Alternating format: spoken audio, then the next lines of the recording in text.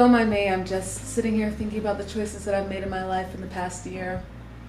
And I need to face the music. I am doing something that I feel like is going to be so embarrassing, but I think it's worth it. As you may have seen a couple months ago, I did a video on tracking my spendings for about 2 weeks to figure out what my budget should be. It's definitely eye-opening, a little bit cringy, but I've been doing really well on being conscious of it, and I've fluctuated here and there between, you know, hitting that budget, staying below it, and then still going way over it.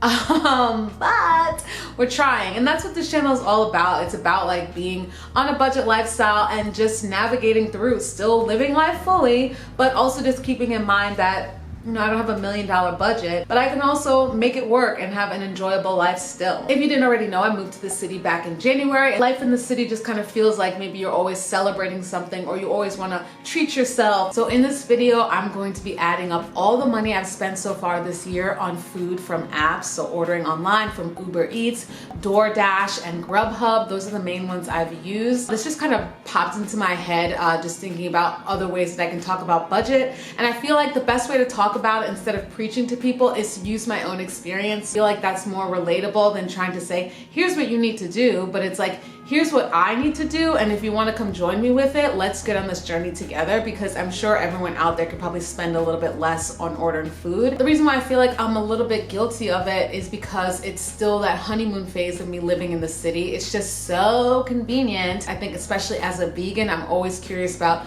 vegan options at different restaurants, whereas in the past, I was really good about eating at home and doing the whole like just maybe eating out on weekends.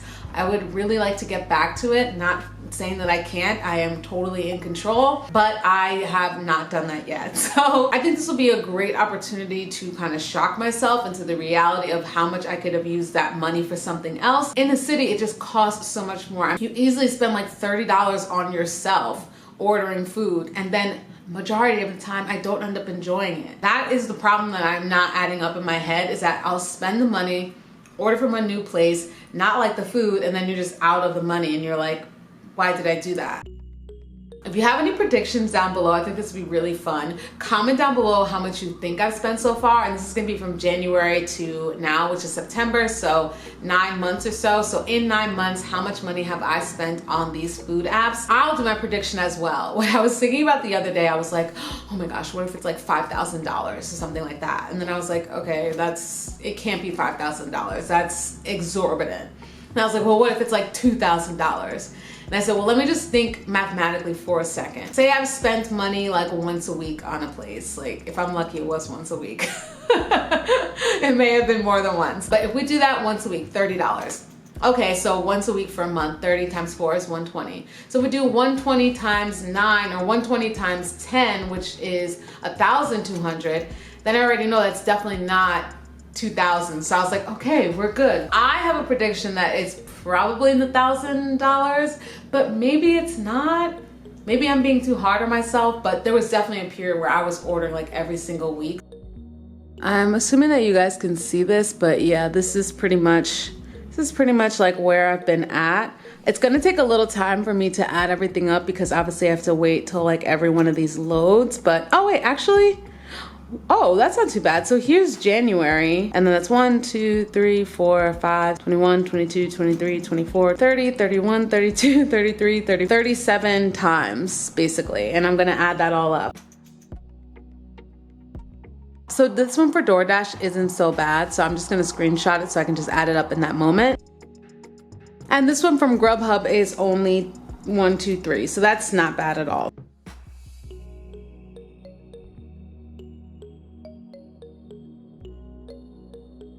So I just wrote down everything that I've spent so far, and I do this is how I like itemize my taxes and keep track of my expenses as an artist. Like I just write down everything. The median of this is like $30-something.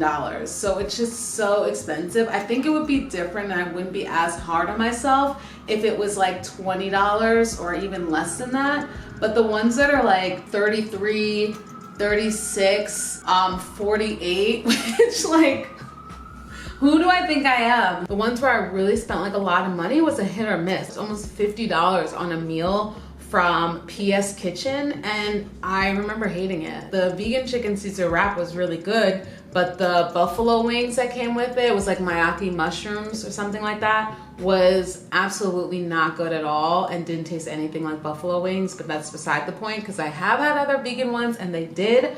That one was awful, but the one from Willow where I spent $46 was amazing. Oh my God, cherrywood smoked pastrami, again vegan, and then a vegan calamari, which is basically, I think it's the hearts of palm. So good. This is a place that's so expensive because they're basically fine dining, and like the food was worth the price and it lasted me like 2 meals. Anything above 30, I would have scoffed at last year, and I'm scoffing at it now, but I already spent the money, so that's it. This is seriously about to be such a cringe. I just added up one column and it was $382.66, and I have 2 more big columns. Like,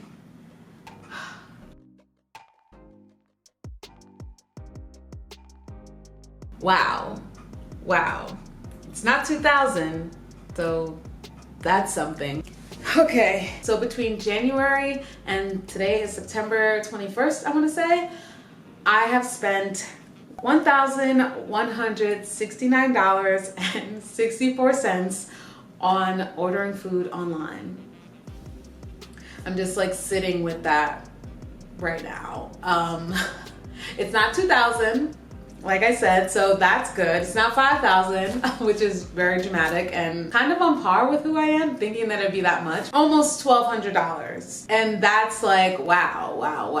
I'm curious about you guys and what you feel like is your trajectory. I guess I would equate it to like if you live in a big city, or if you're just someone that does order out a lot. I'm curious if you order as much, or if yours are much lower and then you order more frequently. This is definitely more than I want, and I wish that I ordered less. So going forward, I feel like I want to take a bit of a break. I'll still get food while I'm out and on the go.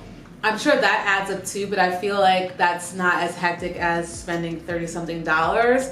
It's usually more in the teens. So in terms of budgeting, and the goal of all of this was just to kind of get the idea in my head that like, I do not need to spend over $30 on food for like one meal. Like that needs to just like stop. It's usually all the fees too, the delivery fees, the gratuity, all that kind of stuff just like adds up. But yeah, I'm glad I did this. I wanted to know.